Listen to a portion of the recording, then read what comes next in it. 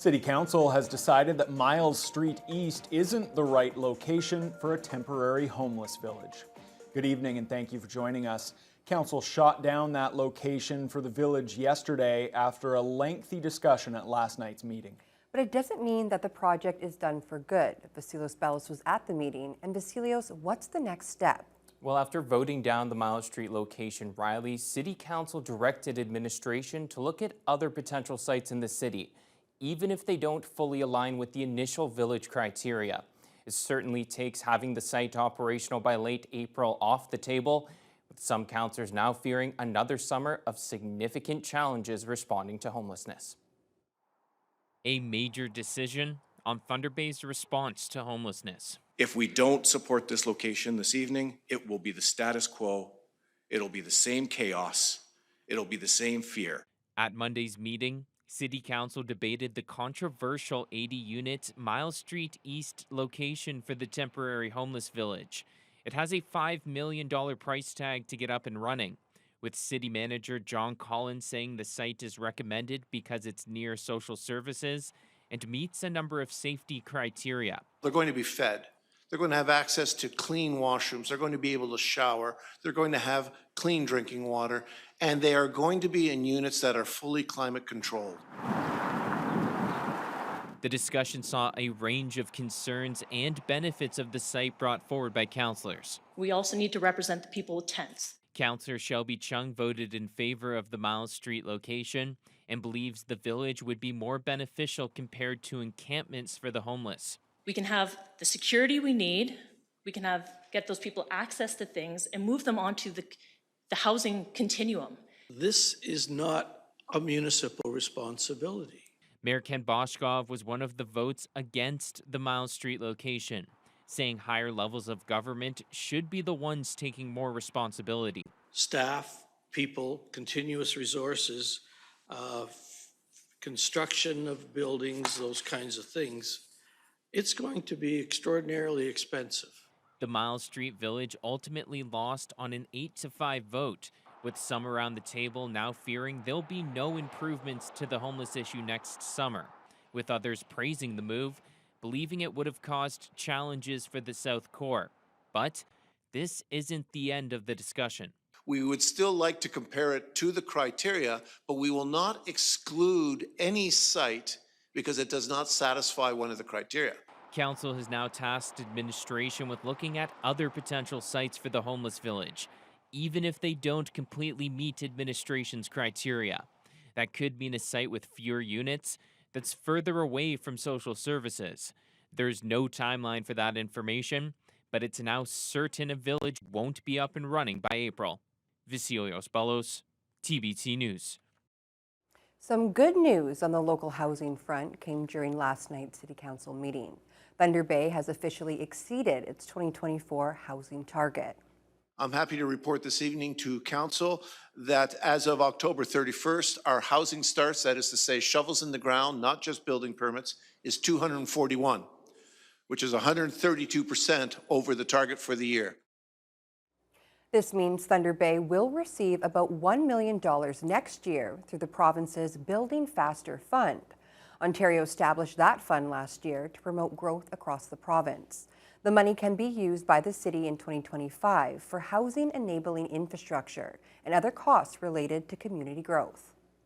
The evacuation of the Thunder Bay District Jail is expected to be finished sometime tonight or tomorrow.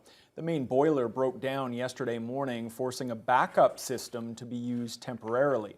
There were approximately 189 inmates being housed at the jail when the mechanical failure was discovered.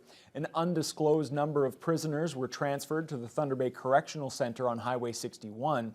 The Ministry of the Solicitor General says the rest are being brought to alternate secure facilities in other parts of the province until normal operations at the Thunder Bay Jail can resume. OPSU Local 737 President Anthony Rojic says it's unclear how long it will take to fix the problem. Again, once the systems are back up and running, then the inmates will be cleared to return back to their home institution here. And again, we're working as quick as we can with our contractors and our maintenance crew to get that piece of equipment up and running again. Ministry officials won't disclose which jails are getting inmates from Thunder Bay. More information is coming to light about a scary incident in Kaministiquia yesterday afternoon, in which a school bus slid into a ditch and tipped over onto its side. Some parents are now questioning why an ambulance wasn't called.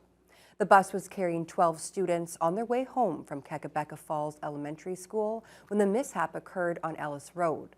The Lakehead School Board says 911 was called immediately, but the dispatcher chose to send only police after an initial assessment determined there were no injuries. Everyone was off the bus when OPP arrived. The school board later confirmed that one person was hurt, but according to one parent, 4 other children were brought to hospital by their parents with things like muscle soreness, bruising, and concerns about possible concussions. A local economist says Donald Trump's threat to implement a 25% tariff on imported goods from Canada and Mexico could slow economic activity in this region if he follows through with it. The president-elect made the threat on social media last night, saying he'll impose the new tariff on his inauguration day. Jess Clement has the details. LU economics professor Livio Di Matteo describes incoming President Donald Trump's threat to impose a 25% tariff on all local goods from Canada and Mexico as an open bargaining tactic. He believes Trump is using this leverage to address issues like illegal border crossings involving people and drugs. Whether it will actually be implemented, I think, will depend on what is negotiated. I think it's going to be very important to point out to the Americans that by putting an export tariff on our petroleum product exports to them, that's going to raise the cost to the American consumer. Trump made his threat on social media Monday evening, saying he would impose the new tariff on his inauguration day. If fully implemented, Di Matteo says the tariffs could slow the country's economic activity and drop Canada's GDP 2 to 3%. He notes the U.S. is the country's largest trade partner, making up around 3/4 of Canada's exports. Di Matteo says locally the tariffs would impact producers such as Thunder Bay Pulp and Paper, as well as other companies in the forestry sector. The one remaining pulp mill in Thunder Bay is owned by an American company, so that will actually raise its costs, I would imagine. So that is certainly something that might be of consequence for the local economy. And we also have the Alstom plant. That's been hard pressed for work, but this would make it more difficult to get contracts in the U.S. if the export from that plant for future contracts also is going to be subject to a tariff. Chamber of Commerce President Charlotte Robinson is also reacting to the threat, with the mining sector being significantly affected.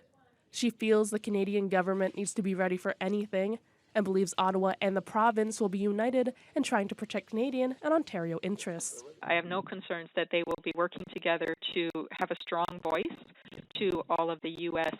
Decision makers that need to be discussed with, and we'll continue to be trying to better understand how we can support local businesses that would be impacted as well, in making sure that that information gets up through to our elected officials so that they're fully informed. Jessica Clement, TBT News. Ontario Premier Doug Ford also weighed in on Trump's tariff threat today. Ford agrees that the border needs to be tightened up, but calls Trump's comments unfair and insulting. CTV's Siobhan Morris picks up the story. A stone-faced Doug Ford, frank about what he thinks is on the table. The biggest threat we've ever received from our closest friends and ally. A tariff threat the Premier finds insulting coming from the United States. We do approximately, just Ontario alone, $500 billion of two-way trade. The opposition says in musing about retaliatory tariffs, trade deals that cut out Mexico. We are negotiating with ourselves. Number one rule in bargaining, don't negotiate with yourselves. Don't take things off the table before you even got to the table. She's a political rival, but Bonnie Crombie says she wants Ford to succeed in these talks. It affects our jobs, it affects our livelihood, it affects industry, it affects the cost of living. So it's very important that we present a united front. There's anxiety about the future of Ontario's auto industry and the tens of thousands of people who rely on it to put food on the table. Given how large it is, given the interconnectivity between us and the United States and Mexico, and how intertwined that industry is. An assembly line that spans the continent, with a car crossing the border as many as 8 times before it's ready for driving. 50% of the cars that are made here are American brands. 50% of the components that go into every car come from the U.S., 55% of the raw materials. The Premier stresses the U.S. is going to need to lean on Ontario for components for electric vehicles and its military. They need our nickel, they need our lithium, and all the other critical minerals, cobalt. Ford points out some states tap into our grid to keep the lights on, and Ontario sent help to North Carolina to reconnect Americans after Hurricane Helene. That's what friends do. That's what allies do. They don't turn their back on each other. CTV's Siobhan Morris reporting.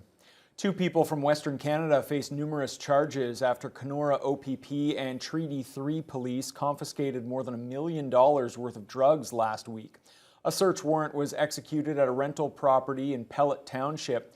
Officers seized nearly 1 kilogram of fentanyl, 1.2 kilos of crystal meth, 290 grams of cocaine, and nearly 1,000 hydromorphone tablets. They also found a rifle and over $4,000 in cash. A 25-year-old Edmonton man and a 20-year-old woman from BC remain in custody, charged with drug trafficking and firearm-related offenses. There are just a few more days to buy tickets for the St. Joseph's Foundation Grand A Day Lottery. All proceeds from the 33rd annual fundraiser go directly to new equipment for St. Joe's long-term care facilities. Tickets for the last early bird draws are on sale until Friday, and sales for the daily draws in December wrap up on Saturday. The lottery will see one winning ticket drawn every day in December for $1,000, leading up to the big $10,000 draw on New Year's Eve. St. Joseph's Foundation President Gail Brashaw says after last year's successful fundraiser, she'd like to sell even more tickets this time.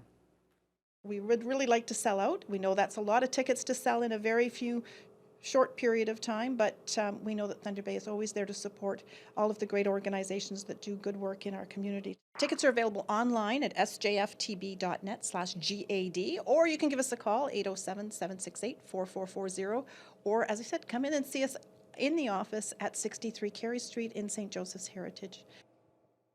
Tickets are $100 a piece or 3 for $250.